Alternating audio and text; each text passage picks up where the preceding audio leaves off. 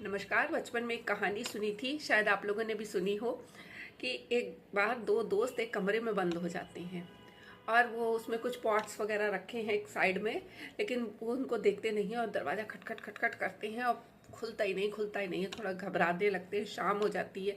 फिर उनको अंदाज़ा होता है कि इसका जो चौकीदार है वो लगता है दरवाज़ा बंद करके चला गया, तो सुबह ही आएगा। अब वो बड़े परेशान हो रहे हैं, अंधेरा हो गया है, कोई बिजली का स्विच नहीं है, कुछ नहीं है। जलाने की कोशिश कर रहे हैं तो वो जल नहीं रहा है।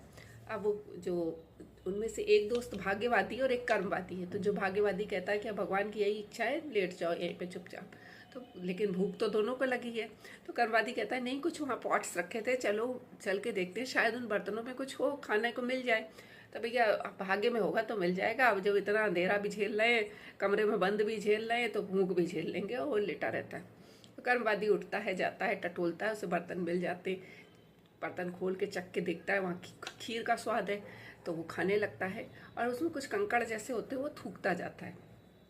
अब जब वो थूकता जाता है तो फिर इसके बाद वो सारा खा खू करके फिर आकर के उसके बगल में लेट जाता है और कहता है कि देखो मैंने तो खीर खा ली, तुम भागे भागे करते रहे और पड़े सोते रहो, जैसी भाग्य की इच्छा।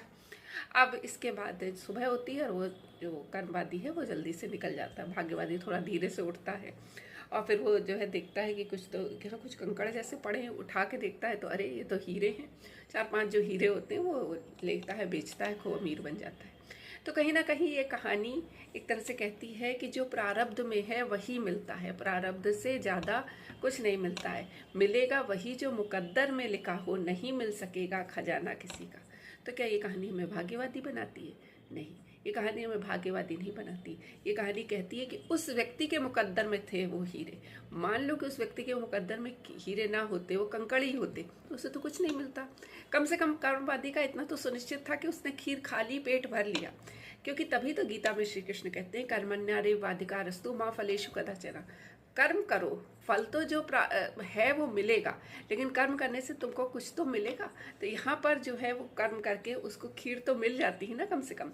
इसी तरह से एक बहुत सुंदर संस्कृत का श्लोक है जो हम लोग सुभाषितानी में पढ़ा करते थे।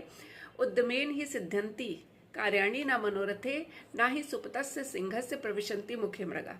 यानी उद्यम करने से ही सफलता मिलती है, मन में सोचने से नहीं मिलती है। जैसे कि सोते हुए सिंह के मुंह में कभी मृग नहीं घुस जाता, उसको दौड़ के शिकार करना पड़ता है, तब उसको मृग खाने को मिलता है। तो कर्म की महत्ता को कहीं भी कम नहीं बताया गया है। ये कहानी जरूर ये कहती है कि कर्म करने के बाद भी आपको अपने प्रारब्ध के अनुसार ही मिलता है। तभी कृष्ण ने कहा है कर्मण्येवाधिकारस्तु मा फलेषु कदाचन।